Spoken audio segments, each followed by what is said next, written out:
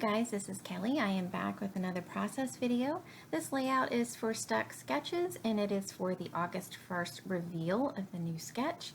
And I am going to be using two photos today. I am going to be using 3x4 photos. The sketch does call for square photos. And I am going to be using the You Rock collection by Coco Vanilla. So these two photos are of my son. He plays trombone, and this is of him with his music recital this past year.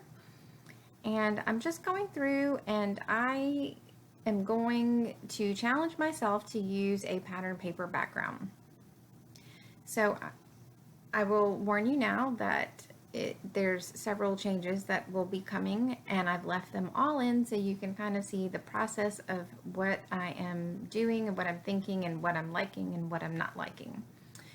So when I'm looking at this, the pictures, the one on the right did not look very well in black and white. So I left them in color and decided that I would ignore the reddish carpet that is in the left-hand side that you can see. So I'm just going to go ahead and start cutting down some papers that I like, and just to layer up behind my photos and to have a few strips and see, how it goes. So I'm not liking the blue background. So I pulled out my trusted white cardstock, and I'm going to play with this for a little bit. And you'll be proud of me because I am going to go back and I'm going to find another piece of pattern paper, but I'm going to go through this for a little bit first to see how I'm just putting the bones of the page together. So the pattern papers of this collection I really like, but for whatever reason I find this collection to be a little bit difficult to use for me personally. And I'm not sure if it's just because I don't do as many boy layouts or what it is. I don't know if it's some of the prints. I love it. The quality of the paper is great. I'm thinking that I'm just more of a B-side girl, and that most of these patterns are very heavy on the A side and they don't have light color patterns that read as solids. I think that's what I'm trying to say, which is why I went to the white cardstock. So I'm pulling out the rubber pieces, and I know that I want to use A is for awesome and the You Rock, because the You Rock just goes so well with a music theme.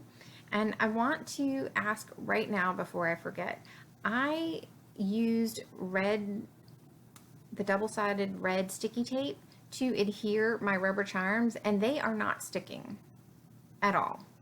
I just picked the layup up and to do this voiceover, and the tag fell off, and I just put my finger on the You Rock and that came off as well.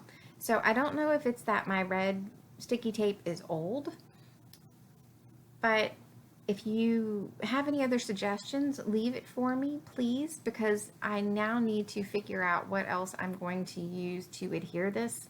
I know that the Scotch tacky adhesive does not work very well, and I want it to stay on my page. I don't want it to move. So if you think it's just that my adhesive might be too old, let me know, please. I appreciate it.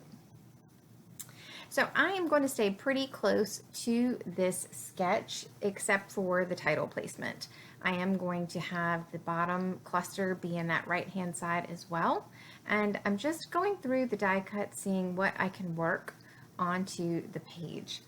Now that big die cut that says premium quality, that does not stay on the page, but I love the ticket, the VIP pass, because that is, like a ticket to get into a concert. I think it works well. I like the different shades of blue. So I'm definitely going to work that onto the page. And I just wanted to point out, underneath that premium quality die cut is a little slip of a border. That was a bigger border that I cut for the first page that I used with this collection, and I saved that little piece, and I am going to work that piece onto this page. That is exactly why I keep all of these little bits and pieces of, you know, my collection, especially for the first several layouts that I am going to be making with it, because I really try to challenge myself to use the pieces, and I feel like that I do a pretty good job, especially when it's something as versatile as that border, and it's light and airy, and I like the chevron border. So here is where I'm going. Okay, Kelly, you have got to use a pattern paper as a background. Put on your big girl pants, just do it. So I'm flipping over the different pattern papers and I pull out this gray and white stripe and I love it. But it's like a big conundrum. I love that piece of paper and I don't want to use the only full sheet that I have left. I have another half sheet of it. But I'm going to just deal with it and I'm going to use it. So I gave myself bonus points for this one. So I'm just going to go through at this point. I like the arrows down at the bottom. I like how they're pointing inward. I am not going to journal on camera with this. I need to find out from my son. I know the song that he played, but I don't know which rendition of it that he played, if that makes sense. And I want to get the details written down for him on this because he knows what he played, but you know, in 10 years he may not remember. So that is the journaling that is going to be on this page, as well as the fact that the gentleman on the far left is his instructor. He was his elementary school music teacher, and just by sheer luck, we found him, and he just could not believe that, you know, Patrick wanted to play an instrument because he really didn't show any interest in elementary school. But then again, they weren't playing, you know, big band instruments. You know, the recorder just was not Patrick's thing. So anyway, I'm going to put that down in the journaling below, but I didn't want to start it since I didn't know all of the journaling. So just so you know, that will be on my finished page, but you won't see that pictured. So the way I have the layout is pretty much the way that it stays. I'm just going to go ahead and start adhering the different paper layers and trimming them off. I really like that black label down at the bottom and the wow, the blue. I feel like the blue wow label really helps to bring in the dark blue of the photo mat, and the black brings down that black rubber charm in the tag, as well as it's going to help bring in the title, because I am going to pull in some black thickers for that as well. So to finish off the tag, I'm just using some black twine from my stash, and I'm just going to tie a knot in it. I usually like to do bows, but on a masculine page, I don't really want to do a bow per se, and this is just a nice generic way to finish off that reinforcer and to add a little bit of a different texture onto the page. So if you haven't tried out that knot, try it. I really like it. And I'm just going through the different die cuts because I definitely want to get as much on this page as I can that still is my style. Like I said, I really struggled with this collection, and I don't have my finger on it just yet as to why. I love the colors and things, so I'm thinking it must be just the busyness of some of the papers. So let me tell you what I was thinking about when I was choosing the alphas. I picked out some black ones and then some gray ones. And I put the gray ones aside because I felt like it was not enough of a contrast, although I really liked them. So I'm going to start with these.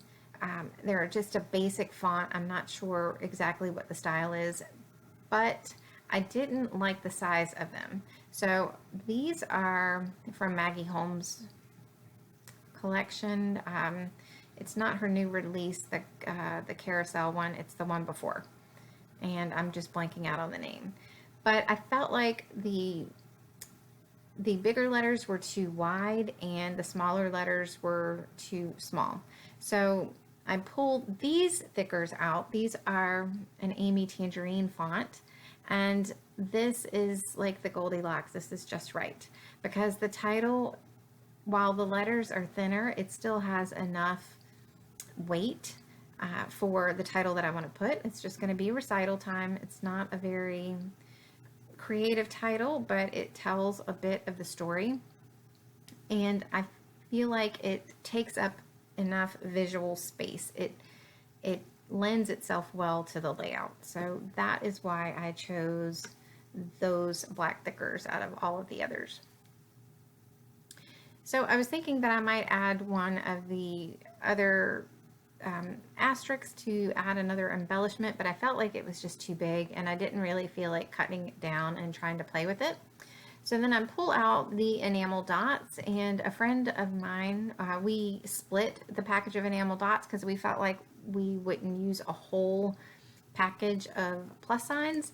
And I will have to say that I find those difficult to use as well, because the enamel dots are brown and the accents are more black. There is wood grain, but it's brown. And the turquoise is more of a green turquoise, and the blues have more blue colors. So, that's just part of the reason why I'm having trouble with this. And I think I'm just going to have to pull it into my general stash so that I can use it that way. But I do find these Felicity Jane black sequin stars, and I thought that they were perfect for this, and I just added a few on the page and the clusters, and that is it. So here you see me using my double-sided red tape, and just, a couple days later, it is not sticking. So be sure to leave a comment below as to what you have found works for you. I appreciate it. Thank you so much. Be sure to check out the blog so you can see what the other design team members did with the sketch as well, and we'd love for you to play. So thanks so much. I hope to see you soon. You guys take care. Bye.